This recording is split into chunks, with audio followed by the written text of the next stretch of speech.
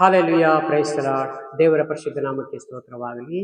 ಈ ಮಧ್ಯಾಹ್ನ ವೇಳೆಯಲ್ಲಿ ಸ್ವಾಮಿ ದೇವರೇ, ನಾವು 2 ಜನ 3 ಜನ ನಿಮ್ಮ ನಾಮದಲ್ಲಿ ಎಲ್ಲಿ ಕೂಡಿ ಬರ್ತೀವೋ ಅಲ್ಲಿ ನಾನು ಇದ್ದೇನೆ ಎಂಬುದಾಗಿ ಸ್ವಾಮಿ ವಾಕ್ಯ ವಚನ ಪ್ರಕಾರ ತೋರಿಸಿದ್ದಕ್ಕಾಗಿ ನಿಮಗೆ ಕೋಟಿ ಕೋಟಿ ಒಂದೇ ಸ್ತೋತ್ರವನ್ನು ಸಲ್ಲಿಸುತ್ತಾ ಯೇಸು ಕ್ರಿಸ್ತನ ನಾಮದಲ್ಲಿ ಪ್ರಾರ್ಥನೆ ಮುಖಾಂತರ ಎಲ್ಲರೂ ಬೇಡಿ ಇರುತ್ತೇವೆ. ಜೀವನದ ಪರಲೋಕದ ತಂದೆ, ಆಮೆನ್. ಒಂದು ವಾಕ್ಯ ಭಾಗವನ್ನು ತೆಗೆದುಕೊಳ್ಳೋಣ. ಕೀರ್ತನೆ ಭಾಗದಿಂದ ನಾವು ಕೀರ್ತನೆ ಗ್ರಂಥದಲ್ಲಿ 22ನೇ ಅಧ್ಯಾಯದಿಂದ 22 ವಚನದಿಂದ ಓದಿಕೊಳ್ಳೋಣ. ನಿನ್ನ ನಾಮ ಮಹಿಮೆಯನ್ನು ನನ್ನ ಸಹೋದರನಿಗೆ ತಿಳಿಸುವೆನು, ಸಭಾ ಮಧ್ಯದಲ್ಲಿ ನಿನ್ನನ್ನು ಸ್ತುತಿಸುವೆನು. ಹಾಲೆಲೂಯಾ.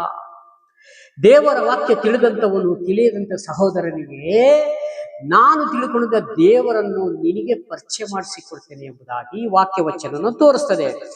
ನಿನ್ನ ನಾಮ ಮಹಿಮೆಯನ್ನು ನನ್ನ ಸಹೋದರನಿಗೆ ತಿಳಿಸುವೆನು. ಹಾಲೆಲೂಯಾ. ಸುವಾರ್ತೆ ಸೇವೆ ಮಾಡುವಾಗ ಸ್ವಂತ ಇರ್ಬೋದು, ಅನ್ಯರಿರ್ಬೋದು, ಎಲ್ಲ ನಮ್ಮ ಸಹೋದರರ ಅಂದುಕೊಂಡು ನಾವು ದೇವರನ್ನ ಪರಿಚಯ ಮಾಡುವುದು ರೀತಿಯಾಗಿದೆ ಇದು. ಹಾಲೆಲೂಯಾ. ಈ ವಾಕ್ಯದ ಅರ್ಥವಾಗಿದೆ ಪ್ರಿಯರೇ. ಹಾಗಾಗಿ ಸಭಾ ಮಧ್ಯದಲ್ಲಿ ನಿನ್ನನ್ನು ಸ್ತುತಿಸುವೆನು. ಹಾಲೆಲೂಯಾ. ಯಾರು ಸ್ತುತಿಸ್ತಾರೆ? ನಿನ್ನ ನಾಮ ಹೊಸದಾಗಿ ಪರಿಚಯ ಮಾಡಿಕೊಂಡು ನನ್ನ ಸಹೋದರನು ಸಭಾಮಂದಿರದಲ್ಲಿ ನಿನ್ನನ್ನು ಸ್ತುತಿಸುತ್ತಾರೆ.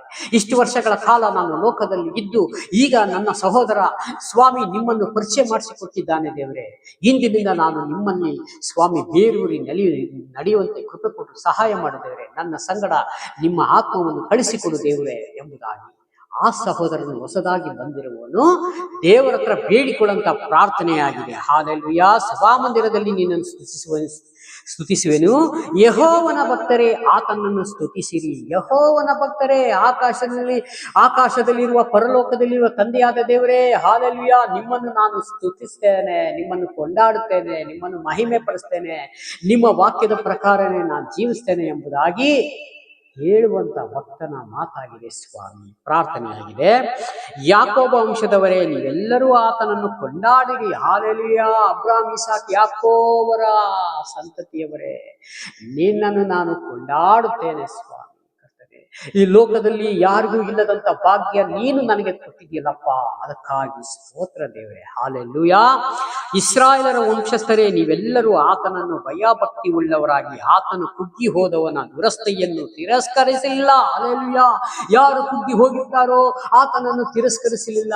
ಆತನು ಕೈ ಹಿಡಿದು ನಡೆಸಿ ನಿಮ್ಮ ರಾಜ್ಯಕ್ಕೆ ಕೊಂಡು ಒಯ್ಯುತ್ತ ಕೆಲಸವನ್ನು ನೀವು ಮಾಡ್ತಿದ್ದೀರ ದೇವರೇ, ಅದಕ್ಕಾಗಿ ನಿಮಗೆ ಸ್ತೋತ್ರ. ಮನುಷ್ಯನಾದರೆ ಕುಗ್ಗಿ ಹೋದವನನ್ನ ಬಿಟ್ಟು ಅವಾಗ ನಿನ್ನ ಹತ್ರ ಹಣ ಇತ್ತು, ಆಸ್ತಿ ಇತ್ತು, ನೀನು ಹೇಗೆ ದುರಹಂಕಾರದಿಂದ ಮೆರೆದೆ, ಈಗ ಕುಗ್ಗಿ ಹೋಗಿದೆ ಅಂತ ಹಿಂಜಾರಿ ಹೋಗುತ್ತಾರೆ. ಆತನನ್ನು ಯಾರು ಮುಟ್ಟುವುದಿಲ್ಲ.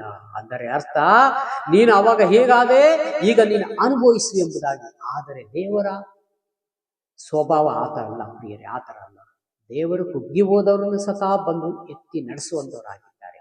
ಅದಕ್ಕೆ ದೇವರಿಗೂ ಮನುಷ್ಯನಿಗೂ ವ್ಯತ್ಯಾಸವಲ್ಲ ಇಲ್ಲೇ ದೇವರು ತೋರಿಸಿಕೊಡ್ತಾ ಇದ್ದಾರೆ ಪ್ರಿಯರೇ. ಹಾಲೆಲೂಯಾ. ತಿರಸ್ಕರಿಸಿದ, ಅದಕ್ಕೆ ಅಸಹ್ಯ ಪಡಲಿಲ್ಲ. ತನ್ನ ಮುಖವನ್ನು ಆತನಿಗೆ ಮರೆ ಮಾಡದೆ ಪ್ರಾರ್ಥನೆಗೆ ಕಿವಿಗೊಟ್ಟನು.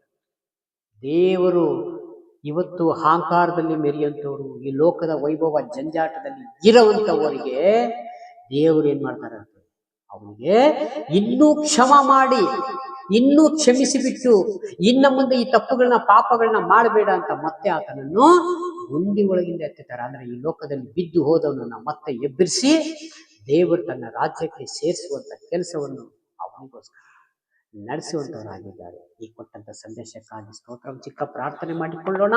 ಪ್ರೀತಿ ಸ್ವರೂಪನಾದ ದೇವರೇ, ರಾಜಾದಿರಾಜನೇ, ಲೋಕಕ್ಕೆ ರಕ್ಷಕನು ಬೆಳಕು ಆಗಿರುವ ನಮ್ಮ ದೇವರೇ, ಮಹಿಮೆಯ ಅರಸನು ನೀವು ಸ್ವಾಮಿ.